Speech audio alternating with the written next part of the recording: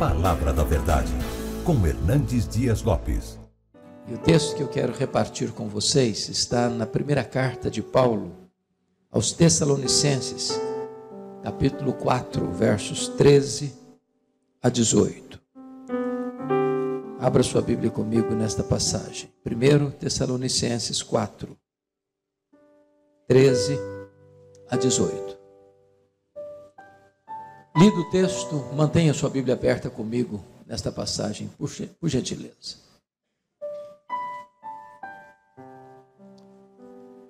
Paulo escreve à igreja de Tessalônica assim: não queremos, porém, irmãos, que sejais ignorantes com respeito aos que dormem, para não vos entristecerdes como os demais que não têm esperança.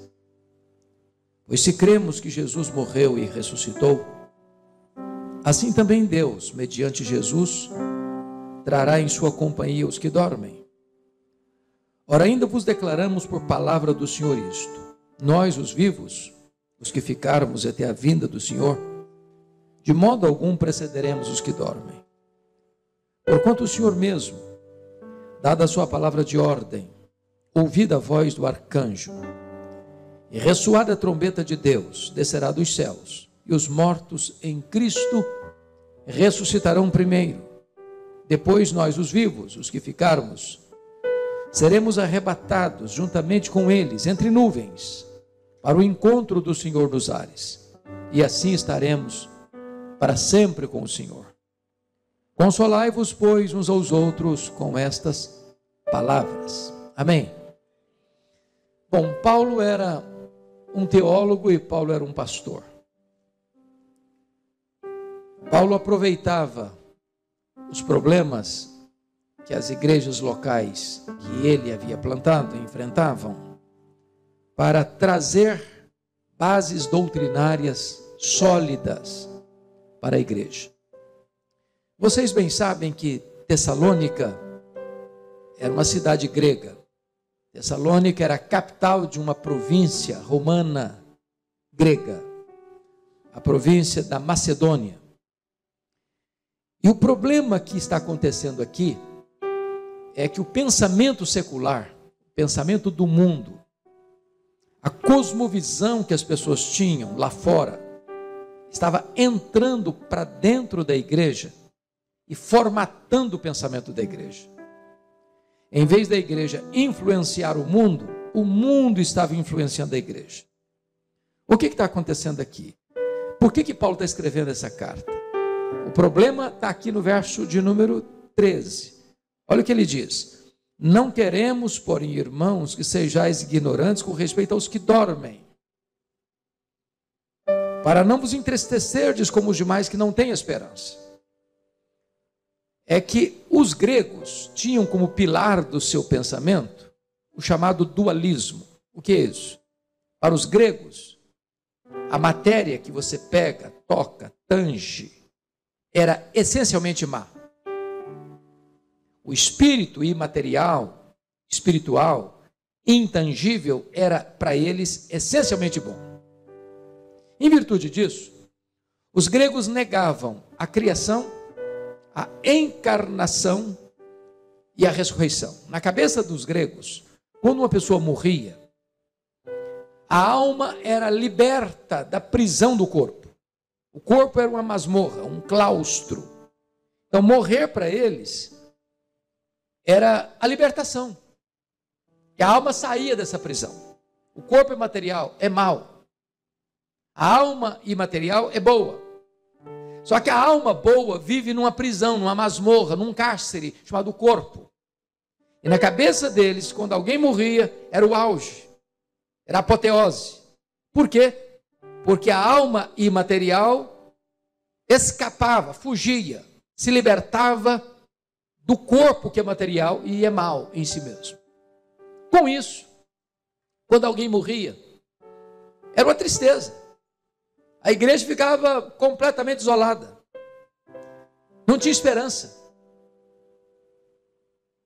Não tem consolo. Porque o pensamento lá do mundo estava invadindo a igreja, afetando a igreja. E os crentes da igreja de Tessalônica não tinham conhecimento, eram ignorantes com respeito aos que dormem. Por isso não tinham consolo, não tinham esperança. Então vamos olhar o texto seguinte. Não queremos, porém, irmãos, que sejais ignorantes com respeito aos que dormem. Por que ele usa esta figura de linguagem para quem morre? Os que dormem. A pergunta é, o que é que dorme? O corpo ou a alma? Quando alguém morre. O que dorme? E a resposta óbvia é, o que dorme é o corpo. A alma não dorme. A alma não fica inconsciente. Quando um crente morre, o que acontece? A Bíblia diz que morrer, lá em 2 Coríntios 5:8, é deixar o corpo e habitar com o Senhor. Morrer, Filipenses 1:23, é partir para estar com Cristo, o que é incomparavelmente melhor. Por exemplo, quando Jesus morreu na cruz, qual foi a sua última palavra na cruz? Pai, nas tuas mãos entrego o meu espírito. O corpo dele foi sepultado, mas ele entregou o espírito para o Pai. Por exemplo, quando Jesus disse para aquele ladrão à sua direita, que se arrependeu na 1/10 hora, hoje mesmo estarás comigo no paraíso. Então, aquele homem deve ter sido sepultado, logo depois que morreu na cruz, mas o espírito dele, ou a alma dele, foi para estar com Jesus. Então, o que dorme não é a alma. Você não é uma alma, você não é um corpo que tem uma alma, você é uma alma que tem um corpo. O seu corpo não sobrevive sem a sua alma. Foi feito pó, é pó, volta ao pó. Mas a sua alma sobrevive sem o seu corpo. Aqueles que morreram desde Abel já estão no céu, reinando com Cristo, desfrutando da glória eterna. Não no sentido pleno e máximo ainda. Por quê? Porque o corpo que foi feito pó é pó, volta ao pó.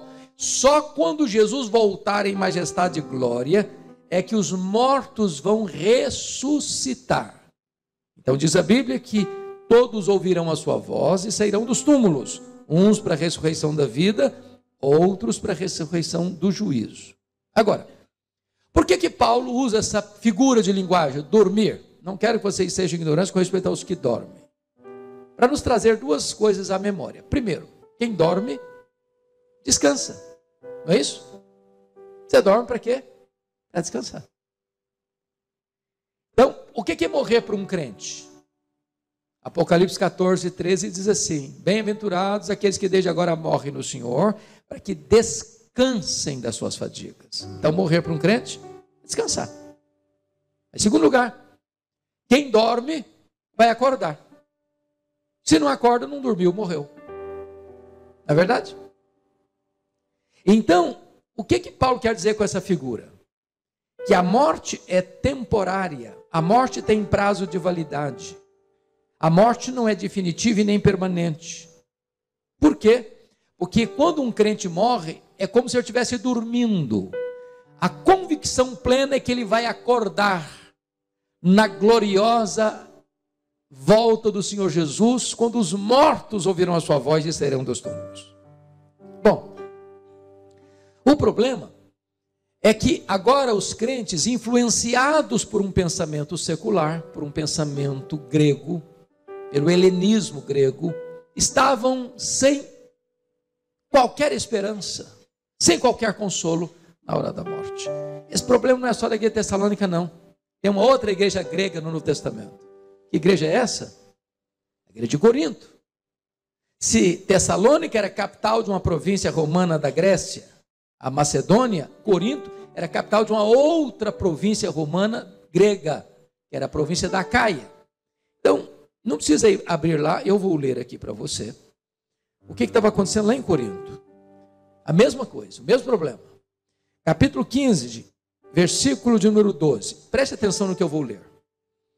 Paulo diz assim: ora, se é corrente pregar-se que Cristo ressuscitou dentre os mortos, como, pois, afirmam alguns dentre vós que não há ressurreição de mortos? O que está acontecendo aqui? alguns membros da igreja de Corinto, nem todos, alguns membros da igreja de Corinto, influenciados por esse pensamento grego, até admitiam que Cristo tinha ressuscitado, mas não acreditavam que os mortos pudessem ressuscitar. Esse é o perigo, irmãos, da igreja, em vez de se influenciar o mundo, ser influenciada pelo mundo. Então o que Paulo escreve para essa igreja de Corinto? Diz o seguinte: olha, gente, não dá para você aceitar parte do pacote e rejeitar a outra parte do pacote. Porque se os mortos não ressuscitam, Cristo não ressuscitou. Se Cristo não ressuscitou, então também os mortos não ressuscitam.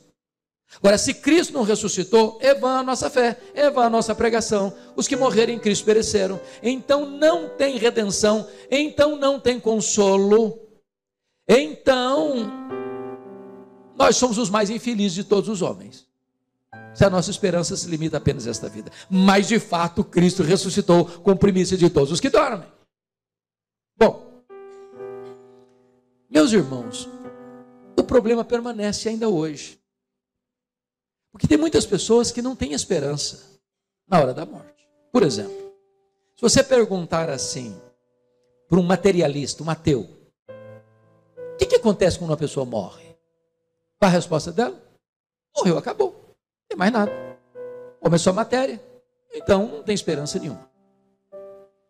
Se você perguntar, por exemplo, uma pessoa que subscreve a teologia romana, o que acontece quando uma pessoa morre?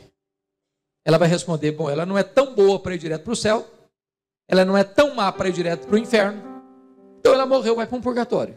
Vai sofrer, não sabe se 1 ano, se 10 anos, se 1 século, se 1 milênio, lá num fogo, até essa alma ser purgada, purificada para entrar no paraíso. Não tem esperança nisso. Não tem esperança nisso.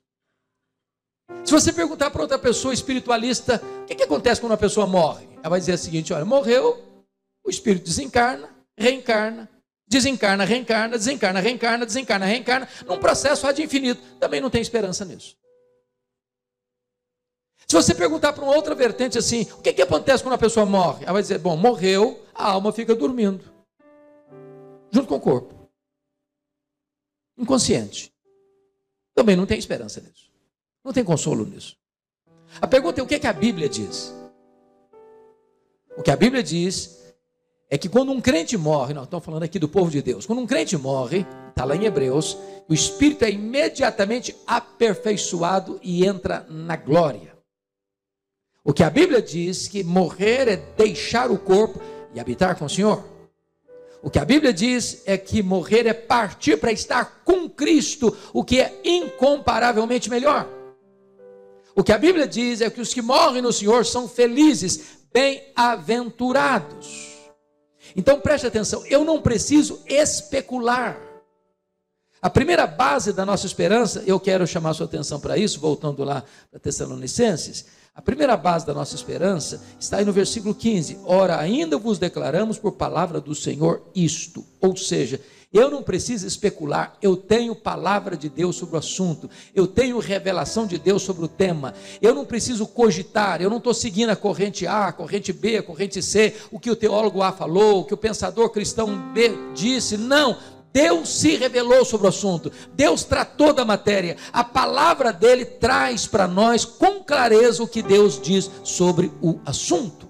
É a revelação de Deus, essa é a nossa base. Não estamos especulando, não estamos cogitando. Bom, mas irmãos, eu sou pastor há 41 anos, e eu confesso, pastor Luciano, que a pergunta que eu mais escuto no meu ministério, durante os anos todos de pastorado, é: pastor, como é que vai ser no céu?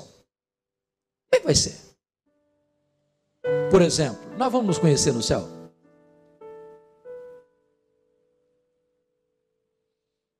E a resposta óbvia é: claro que nós vamos nos conhecer no céu. É claro. Aqui nós conhecemos em parte.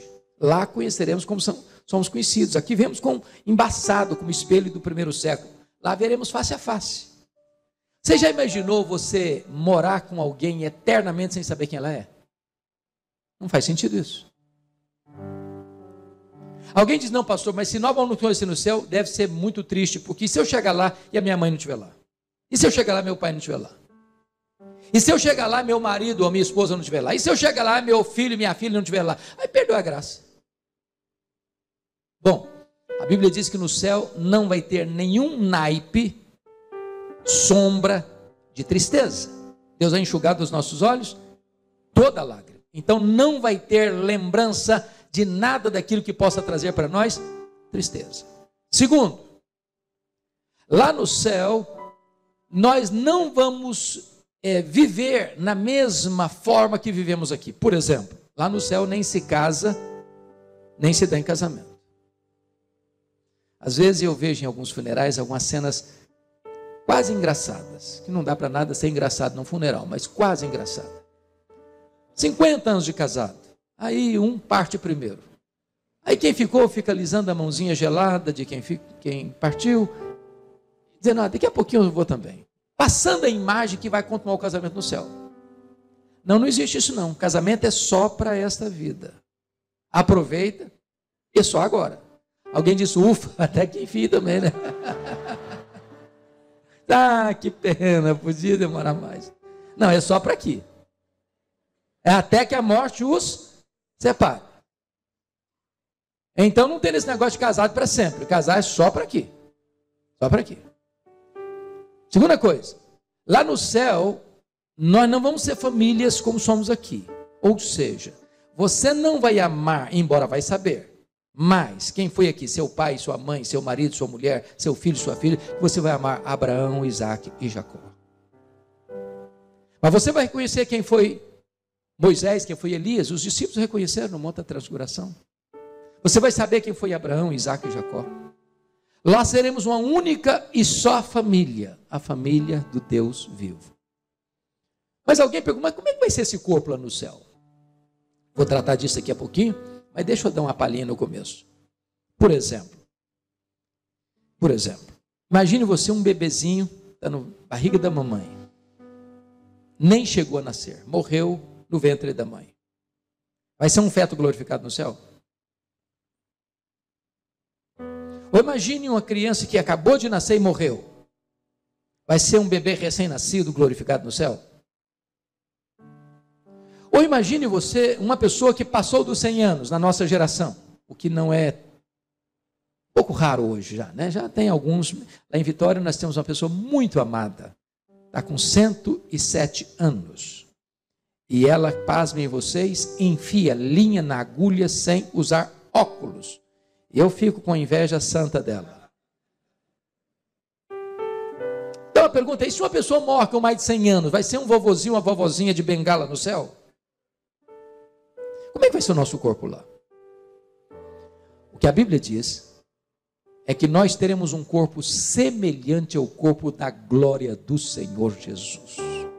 Todos vão ter um corpo perfeito, maduro, completo, semelhante ao corpo da glória do Senhor Jesus. Uma notícia boa para as meninas: o corpo da ressurreição não vai brigar nem com a balança, nem com o espelho. Coisa fantástica, não? Bom, qual é a base, irmãos? Qual é a base da nossa esperança? Qual é a âncora da esperança, do nosso consolo? Primeiro, é que nós temos a revelação de Deus sobre isso. Eu não preciso ficar em dúvida, eu não preciso cogitar, eu não preciso especular, eu não preciso buscar a teoria A, a teoria B, a teoria C. Deus já falou sobre o assunto. Então, se Deus falou, está falado. Não se discute, obedeça, creia, aproprie-se, usufrua. Segundo pilar da nossa esperança, confira comigo, está no versículo 16. Porquanto o Senhor mesmo, dada a sua palavra de ordem, ouvida a voz do arcanjo e ressoada a trombeta de Deus, descerá dos céus. Então, se o primeiro pilar da esperança é a revelação de Deus, o segundo pilar é a parousia, é a segunda vinda de Cristo. Essa é uma verdade magna. Isso aqui é a acrópole da fé cristã. Isso aqui é o pináculo da nossa esperança. Isso aqui é a consumação de todas as coisas. Jesus voltará. E como ele voltará? A Bíblia responde em Atos 1:11 que ele voltará pessoalmente.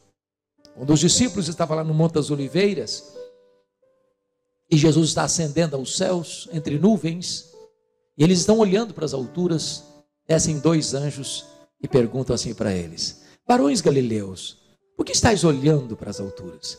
Esse mesmo Jesus que viste subir, assim descerá dos céus. Em outras palavras, ele não vai enviar um embaixador, ele não vai enviar Miguel, nem Gabriel, nem um arcanjo, nem um querubim, nem um serafim, nem um anjo. Ele pessoalmente voltará para buscar a sua igreja, para buscar a sua noiva. Segundo, ele virá visivelmente. Apocalipse 1, versículo 7 diz que todo olho verá, até aqueles que o traspassaram. O que significa isso? Aqueles que cuspiram em Jesus, aqueles que espancaram Jesus. Meus irmãos, antes de Jesus tocar aqui, eles vão ressuscitar. Uns para a ressurreição da vida, outros para a ressurreição do juízo. E eles terão que ver o Cristo glorioso, o Cristo vencedor, o Cristo onipotente descendo das alturas. Todo olho verá. Não haverá um deserto tão inóspito, não haverá uma montanha tão gelada, não haverá uma caverna tão escura, não haverá um canto da terra ou do cosmos tão distante que possa ocultar de todos este fato mais público e mais notório da história, a gloriosa volta do Senhor Jesus Cristo. Terceiro, a sua vinda será audível. Está escrito aqui: dado, ressoada a trombeta de Deus, ouvida a voz do arcanjo, descerá dos céus. Em outras palavras, vai ser o sonido, o alarido mais eloquente, mais poderoso da história. Ninguém ficará fora, nem da visão, nem da audição deste maior evento que vai acontecer na história da humanidade, que é a gloriosa volta do Senhor Jesus. Não importa o fuso horário, se aqui ou se 12 horas distante aqui no Japão ou na Coreia, não importa se no continente americano ou no continente europeu ou no continente africano ou no continente asiático ou na Oceania, não importa onde a pessoa estiver, todo olho verá e todo ouvido ouvirá quando Jesus voltar com grande majestade e glória. Mas, quarto lugar, como ele voltará? Ele voltará repentinamente. A Bíblia diz que vai ser como um relâmpago que risca os céus do Oriente ao Ocidente. O apóstolo Paulo, voltando a esse tema lá em 1 Coríntios 15, diz que vai ser no momento. E a palavra momento no grego é átomos, de onde vem a nossa palavra portuguesa, átomo, é como um abrir e fechar de olhos. Eu pergunto a você, quantas vezes você pisca por dia seus olhos? Ninguém contou, nem você sabe. É automático, você nem percebe. Vai ser com essa rapidez que Jesus voltará. Sabe o que significa isso? Não dá para você se preparar de última hora. Sabe o que significa isso mais? Você não tem como, naquela hora, agora sim eu vou me preparar. Ele está voltando, então eu me preparo, me arrependo. Não dá prazo. Ou você acerta a sua vida com Deus hoje, ou esse dia pode pegar você de surpresa. Ainda mais, como será a segunda vinda? A Bíblia diz que não só será repentina, ela será inesperada. 1 Tessalonicenses 5,2 diz que vai ser como ladrão. Nenhum ladrão manda um WhatsApp para você, dizendo: ó, tal dia, prepara um cafezinho, um pãozinho de queijo, que eu estou chegando na sua casa. Ele chega sem você esperar. Não vai ser óbvio esse dia. Vai ser um dia como qualquer outro. Você vai levantar para ir para o trabalho, você vai levantar para levar filho para a escola, ou você vai levantar para viajar, ou você não vai levantar, você vai estar dormindo, ou você vai estar no meio da sua atividade. Vai ser assim, sem qualquer aspecto. Não é hoje, não tem que ser hoje. Muita gente tentou fazer isso. Não, Jesus vai voltar no dia tal, e aí bota a roupa branca, sobe para um alto monte. Todos fracassaram e todos fracassarão se marcarem, porque esse dia está na agenda do Deus Pai, e só Ele conhece, e você e eu não sabemos, mas Ele voltará inesperadamente. Mas mais, 1 Tessalonicenses 5,3 diz que vai ser inescapável. Vai ser como uma mulher que está para dar luz. Não dá para cancelar essa agenda. Não dá para dizer: não, você está meio grávida. Não, você não está grávida. Não, ela está grávida, tem um bebê na barriga dela. Não dá para cancelar essa agenda. Não dá para alterar essa agenda. Irmãos, o mundo tem tentado mudar essa agenda. Tem que dizer: não, ele não vai voltar. Aliás, esse antigo, lá em 2ª carta de Pedro, capítulo 3, as pessoas dizem, cadê a promessa da sua vida? Nem volta nada, o mundo desde que é mundo nunca mudou nada, mudou sim. Deus mandou o dilúvio, Deus mandou fogo para Sodoma e Gomorra, Deus puniu o mundo, Deus puniu Jerusalém, Deus puniu o Egito, Deus puniu a Babilônia.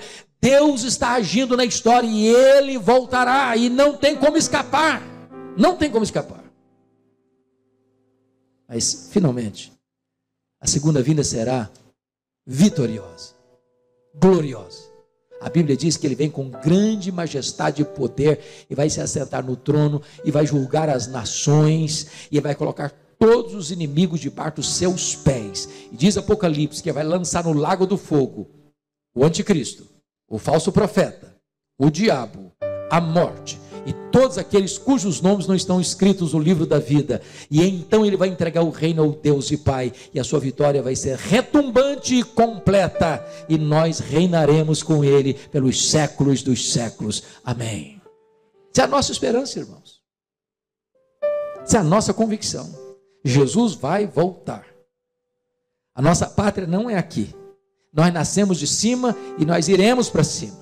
A nossa herança está lá, a nossa pátria está lá, a nossa casa permanente está lá, o nosso Deus está lá, e é para lá que você e eu iremos por toda a eternidade. Terceiro pilar da nossa esperança. Confira comigo o versículo 16, a parte B. E os mortos em Cristo ressuscitarão primeiro. Então, primeiro é a revelação, segundo é a parousia, terceiro é a ressurreição. Meus irmãos, a grande pergunta então, voltando, é: como é que será esse corpo da ressurreição?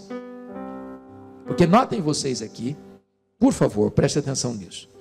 E os mortos em Cristo restarão primeiro. Primeiro em relação a quem? Há uma vertente teológica que diz que é primeiro em relação aos outros mortos não crentes. Não é isso que Paulo está falando aqui. É só ler o texto. E os mortos em Cristo restarão primeiro. Depois nós, os vivos, os que ficarmos, seremos arrebatados. Ou seja, é primeiro em relação aos vivos serem transformados, e não primeiro em relação a outros mortos que ressuscitarem em outro tempo. Não, a ressurreição dar-se-á no momento. Todos ouvirão sua voz e sairão dos túmulos. Uns para a ressurreição da vida, outros para a ressurreição do juízo. Então, primeiro ponto que eu quero dizer aqui. Não tem prejuízo nenhum para um crente que morre no Senhor. Por quê? Primeiro, ele já começa a desfrutar o céu. Segundo, quando Jesus voltar, a prioridade não é os vivos que estiverem serem transformados. A prioridade é os que morreram vão ressuscitar primeiro. Só depois os vivos vão ser transformados. Então não tem motivo para um crente ficar desesperado, sem esperança ou triste, como os demais que não têm esperança. Quem morre no Senhor já vai para o céu primeiro.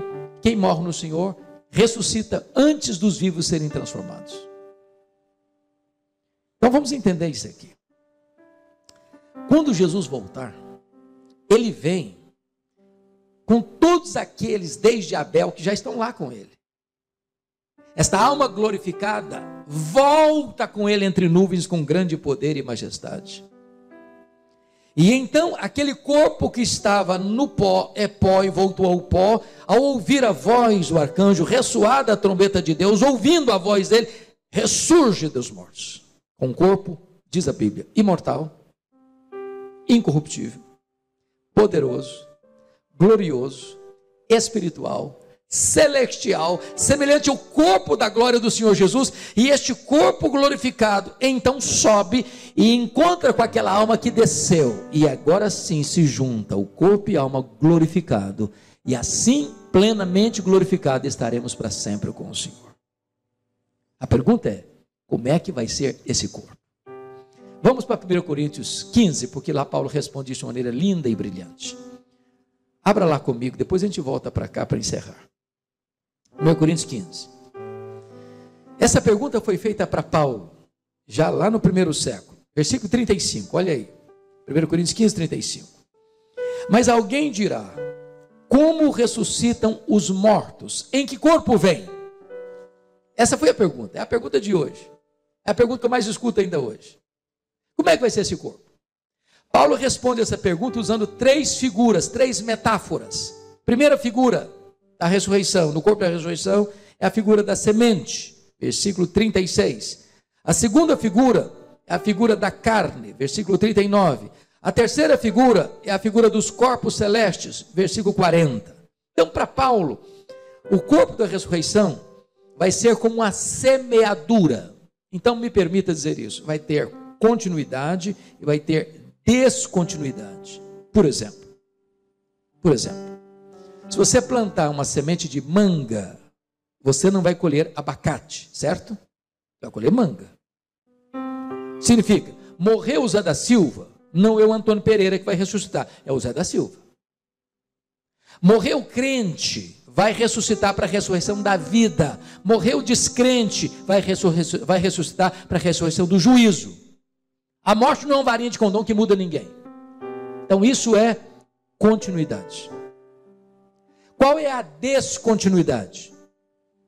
Então vamos lá na resposta. Olha comigo o versículo 42. Pois assim também é a ressurreição dos mortos. Semeia esse corpo na corrupção, ressuscita na incorrupção. O que significa isso? Irmãos queridos, o nosso corpo hoje, querendo ou não, gostando ou não, o tempo vai esculpindo algumas rugas no nosso rosto, indisfarçáveis. As mulheres mais sábias do que os homens disfarçam isso melhor, com um bom cosmético, né? Às vezes você acorda de manhã, é um caos. Bota um bom cosmético e vira um cosmos, né? Daqui a pouquinho, uma cirurgia plástica ajuda muito. Mas chega uma hora que ainda que Pitangui ressuscitasse dentre os mortos, não tem mais jeito. As pernas ficam bambas, os joelhos ficam trôpegos, as mãos ficam descaídas, os olhos ficam embaçados, e diz os entendidos que cada fio de cabelo branco que brota na sua cabeça é a morte chamando você para um duelo. Eu acho até um exército acampado ao meu redor. Nós estamos encrencados. O certo é que esse corpo fica cansado, fica doente, fica velho, fica caquético. E quando você joga esse corpo como uma semente na sepultura, esse corpo está corrompido pelo tempo, pela doença, pela fraqueza. Mas o corpo que vai ressuscitar é um corpo incorruptível. Sabe o que significa isso? Ele não fica velho, ele não fica doente, ele não fica cansado, ele não tem estresse, ele não tem depressão, ele não tem enfermidade. Ele é um corpo perfeito, eternamente perfeito. Louvado seja Deus. Esse é o corpo da ressurreição. Segundo, olha o 42 comigo. Está escrito o seguinte: semeia-se na desonra ou em desonra, ressuscita-se em glória. Bom, os pastores que estão aqui presentes, que lidam com mais frequências com esse assunto, nas visitas pastorais aos hospitais, muitas vezes a gente vai visitar uma pessoa e ela está lá machucada pela doença há anos. Eu tive uma ovelha, pastor Luciano, ficou 14 anos em coma. 14 anos. Às vezes eu já visitei ovelhinhas queridas, que a doença foi tão grave, foi tão séria, que a pessoa foi encolhendo, e o corpo ficou murcho, pele e osso. Quando você lança essa semente na sepultura, o corpo está desonrado, pela doença, pela fraqueza, pela dor. Mas diz a Bíblia que o corpo que vai levantar daí é um corpo glorioso. A Bíblia chega a dizer que vai brilhar como o sol no seu fulgor. Tanto é fato que quando Jesus apresentou-se a João, seu discípulo mais próximo, lá em Pátimos, o rosto de Jesus, o cabelo dele era branco como a neve, os olhos como chamas de fogo. A Bíblia diz que os pés eram como bronze polido, as mãos sustentavam a igreja, a voz era como voz de muitas águas. O rosto dele brilhava como o sol no seu fulgor. E João caiu como morto aos seus pés. Tamanha glória, o fulgor do corpo glorioso do Senhor Jesus. Pois este é o corpo que você e eu teremos na ressurreição. Mas olha o versículo 43. Semeia-se em fraqueza, ressuscita-se em poder. Ô irmãos, o nosso corpo é muito fraco. Pense comigo numa coisa. Pense nos animais. Você pega um bezerro, nasce lá no campo. Ele nasce meio tronchozinho, tem meio trôpegozinho, daqui a pouquinho já se apruma, daqui a pouquinho já está mamando, daqui a pouquinho já está correndo. Assim acontece com os outros animais. Uma criança, um bebezinho nasce, gente, ele é 100% vulnerável no primeiro dia, ele é 100% vulnerável no primeiro mês, ele é 100% vulnerável no primeiro ano, e é assim. Daqui a pouquinho ele apruma, cresce, vira um adolescente forte, vira um jovem musculoso, ele corre, ele briga, ele luta, ele tem força, ele tem ânimo, daqui a pouquinho a força vai caindo, daqui a pouquinho vai diminuindo, daqui a pouquinho o cabelo vai ficando branco, daqui a pouquinho a cabeça manda, o corpo não obedece, daqui a pouquinho está andando rápido, mas não anda mais tanto rápido, já começa a andar ralentadamente, já começa a usar uma muleta, já começa a usar uma cadeira de roda, daqui a pouquinho começa a usar uma maca, fraco. Mas o corpo que vai ressuscitar é um corpo poderoso. Sabe o que significa isso? Jesus com um corpo de glória, ele entrava numa casa com a porta fechada sem abrir a porta. Jesus com um corpo de glória, ele saía aqui de Jerusalém e aparecia lá na Judéia, 153 quilômetros, sem precisar percorrer o trecho. Jesus com seu corpo de glória, ele foi assunto aos céus entre nuvens. Me permita fazer essa colocação. Sabe qual o tamanho do universo? Ninguém sabe exatamente, mas os cientistas dizem que tem mais de 93 bilhões de anos-luz de diâmetro. Se você voasse a velocidade da luz, 300 mil quilômetros por segundo, nessa velocidade você gastaria mais de 93 bilhões de anos para ir de uma extremidade à outra do universo. Onde está o céu? Onde? Se Jesus voltou para o céu na velocidade da luz, 300 mil quilômetros por segundo, depois de 2.000 anos ele está logo ali na esquina ainda. Me permita perguntar, quanto tempo um anjo demora para vir do céu à terra, para socorrer você? Quanto tempo? Está lá de Deus? Qual a distância do céu à terra? O que significa isso? Significa que esse corpo de glória que nós teremos, poderoso, não estará sujeito às limitações das mesmas leis que nos governam agora. Você e eu habitaremos novos céus e nova terra, e nós descortinaremos todo o cosmos restaurado de Deus no nosso corpo de ressurreição. Vai ser um corpo poderoso, louvado seja Deus. Me permita dizer outra coisa? Se você não gosta de trabalhar, você está encrencado, porque lá no céu nós vamos trabalhar, sabia disso? Seus servos o servirão. O que me impressiona é que Albert Einstein diz que nesse corpo fraco, que fica caquético, nós não usamos sequer 10% do nosso potencial, já fazemos coisas tão fantásticas. Agora, você já pensou o que você não pode fazer num corpo 100% turbinado pela glória de Deus? Que não fica doente, que não fica cansado, que não tem defeito físico, que não tem limitação? Nós vamos servi-lo e nós vamos explorar todo esse cosmos restaurado de Deus para servir o Rei da Glória. Vai ser assim o corpo da ressurreição. Pois bem, então vamos ver o quarto pilar da nossa esperança. Olha lá comigo. Depois disso, está escrito que nós seremos arrebatados. Depois nós, os vivos, os que ficarmos, seremos arrebatados juntamente com eles, entre nuvens, para o encontro do Senhor Jesus nos ares. Então, primeiro é a revelação, segundo a parousia, quarto, terceiro, revelação, parousia, ressurreição, arrebatamento, em quarto lugar. Eu preciso reconhecer que muita gente hoje pensa que arrebatamento vai ser um estágio anterior à segunda vinda. Como se tivesse um arrebatamento secreto hoje, e depois vem uma grande tribulação, e depois, então Jesus volta visivelmente. Não é disso que Paulo está tratando aqui. Não é disso. O que Paulo está tratando aqui é outra coisa. Ele não está falando de arrebatamento como uma fase inicial, uma fase preliminar da segunda vinda. Não.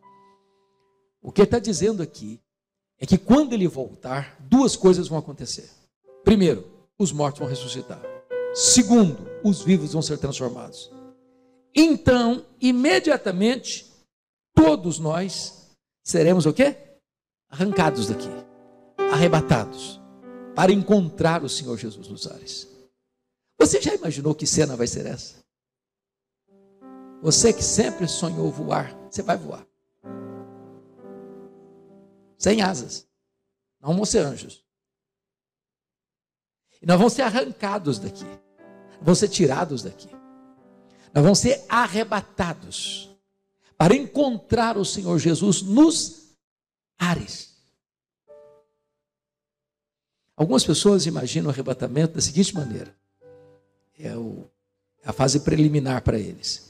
Nós estamos aqui nesse auditório. Eu não sei quantas pessoas nós temos aqui, mas algumas centenas.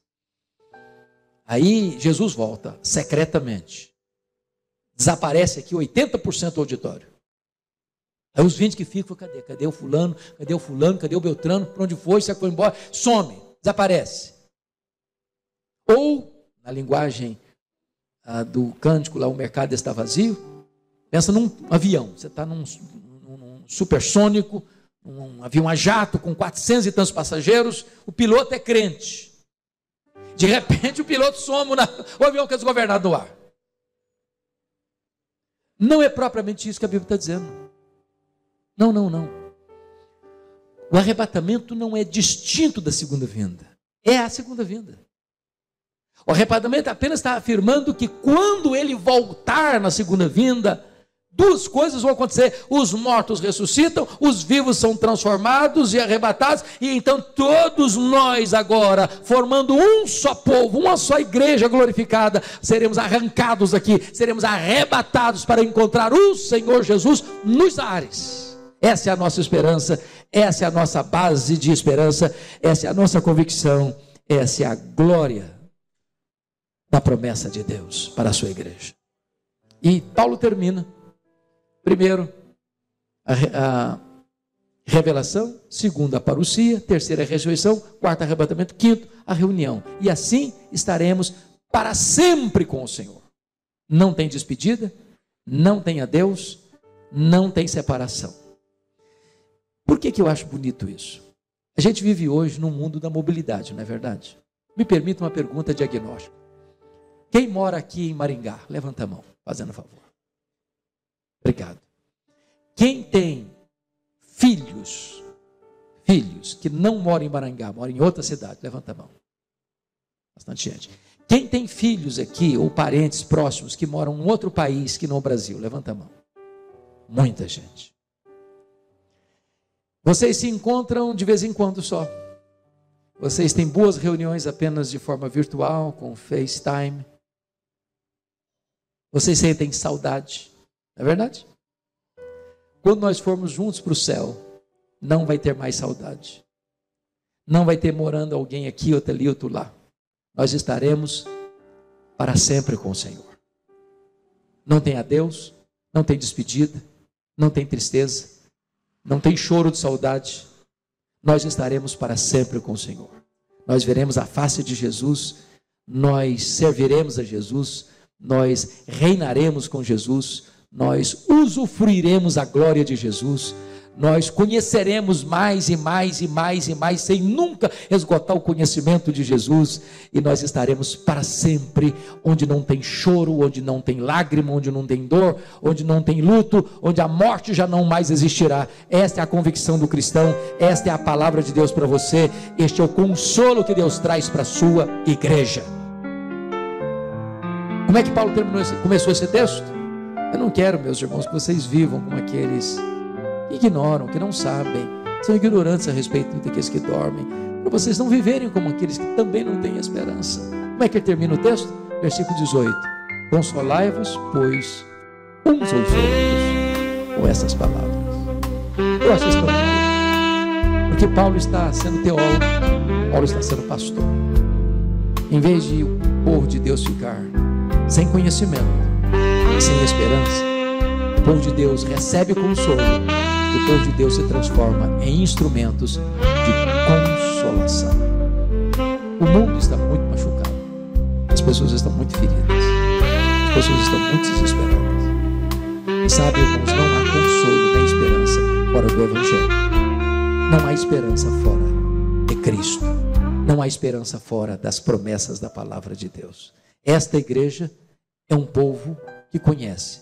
Esta igreja é um povo que tem esperança. Esta igreja é um povo de gente consolada. Esta igreja é um povo que há de ser usada nas mãos de Deus como um grande instrumento de consolação em Maringá, em Paraná e no Brasil e mundo afora entre as nações. Que Deus abençoe vocês em nome de Jesus.